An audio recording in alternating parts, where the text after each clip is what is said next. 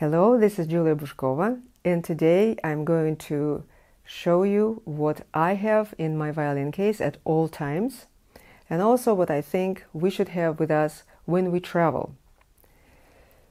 Number one, of course, is the rosin. We cannot go without rosin. Number two, pencils. Whether you rehearse alone, practice, or whether you rehearse with somebody, pencils are indispensable. I usually have two small ones because I have a small compartment in my violin case.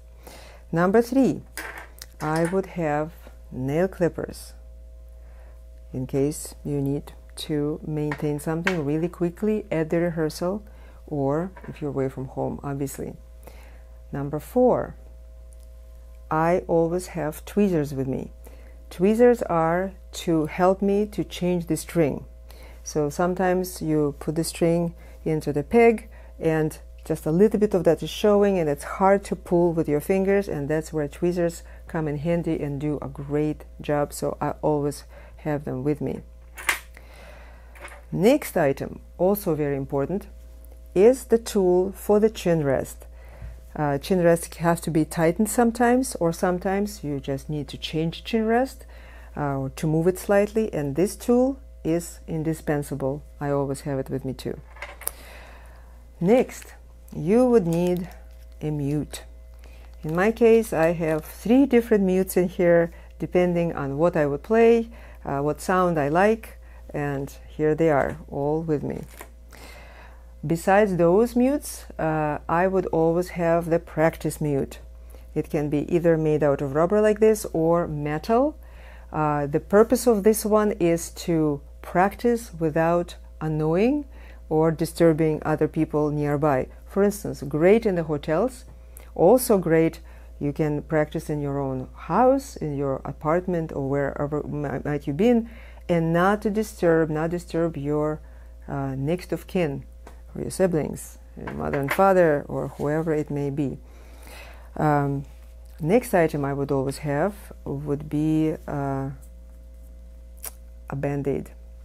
Just in case you need it on one of your fingers, it's always better to have it right with you. And last but not the least, in my little compartment, I would have the sterile alcohol swabs, and those are fantastic to disinfect your chin rest if you are sweating a lot or if it's hot outside. Also, if you play outside, you would need to do this, and you would also need to use it on your fingerboard, because a lot of stuff, which I would call gook, is piling up on your fingerboard, again from the sweat of your hand and from the particles that are in the air, otherwise known as dust, and so on, sometimes something else. This is great. I use several of them at a time, so I actually usually have more than 2 with me. And the other bigger item that I would always have with me in my violin case, but not necessarily, of course, in a compartment, depends on how large compartment you have, are the strings. So I would always have the full set of strings, G, D, A, and I have a couple of E's with me just in case if one of them breaks. One of the last items you would want to always have in your violin case would be some sort of violin rag. And that is important. Well, actually it's cloth, really. It doesn't have to be rag anymore. It used to be in our old days.